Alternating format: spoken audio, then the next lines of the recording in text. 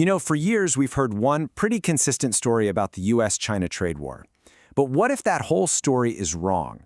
Today we're going to dig into a really provocative argument from The Economist that claims China isn't just surviving this trade war, it's actually winning. So, the story we've all been told, right?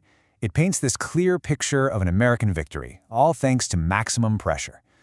But the source we're looking at today comes to a totally different conclusion. One that kind of challenges everything we thought we knew about this whole economic showdown. And right there, that's the core of it. This is the central claim from The Economist. The idea that, far from being weakened, the trade war has, in a weird way, actually strengthened China's strategic position. It's a pretty bold thing to say, so let's see how they back it up. Okay, so what we're going to do here is just follow the breadcrumbs. We're going to trace the evidence laid out in the article. Now, we're not taking a side here. We're simply breaking down the logic to really understand how The Economist gets to such a startling conclusion. All right, so first things first, we have to understand the story that most of us are probably familiar with, that prevailing narrative about where China stands in all this. Yeah, the conventional wisdom, as the article points out, is that America's maximum pressure campaign totally worked, right? That it left China's economy feeling pretty vulnerable.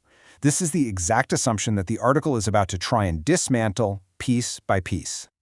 But to really get China's reaction, we first need to do a quick recap of America's strategy. How did the US even kick this whole thing off in the first place? Well, it wasn't just one thing. It was this big, multi-layered attack. It kicked off with tariffs on Chinese goods, but then it escalated with some pretty serious restrictions on key technology exports designed to hobble China's tech ambitions. And on top of that, there were various sanctions. The goal was pretty clear: exert maximum pressure to force China's hand. But here's the twist. China didn't just react. According to the source, its response went way beyond a simple tit for tat. It was a fundamental pivot, a change in its entire economic strategy. And check this out, because the contrast here is pretty wild. The US goal, for the most part, was to force China to buy more American stuff and basically play by American rules. But China's response, as the source argues, wasn't just to push back. It was to start building a completely new game, one where it didn't have to rely on America at all. So how'd they do it? Well, this wasn't random. It was surgical.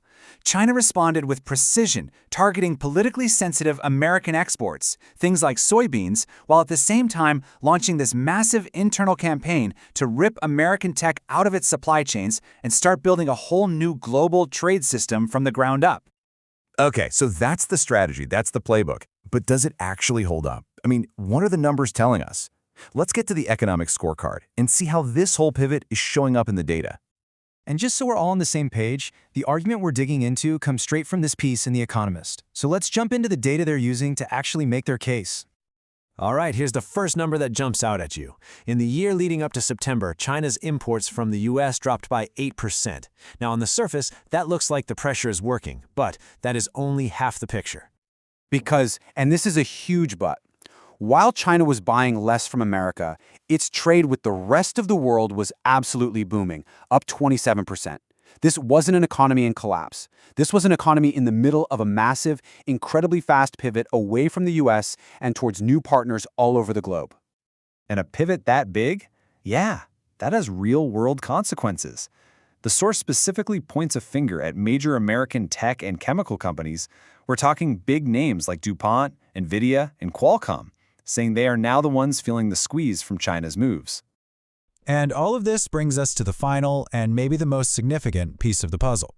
According to the article, this isn't just about surviving a trade war. It's about building a whole new world.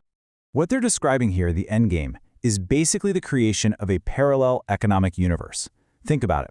A world where trade is done in China's currency, the yuan, where technology is controlled by the Chinese state, and where the whole point of economic relationships is to project national power. And here is the absolute kicker, the main point the article really drives home. The trade war didn't create this ambition, no way. China has wanted to be a techno-industrial superpower for a long, long time. What the US pressure actually did was act like gasoline on a fire. It gave China the political cover and the urgency to accelerate that plan at a speed nobody thought was possible. So where does all this leave us? Well, it leaves us with this really powerful idea. If you buy The Economist's analysis, then this conflict was never really just about tariffs on soybeans and steel. It's a fundamental battle to define the economic and technological rules for the 21st century. And that raises the ultimate question, doesn't it? Who is going to be the one holding the pen?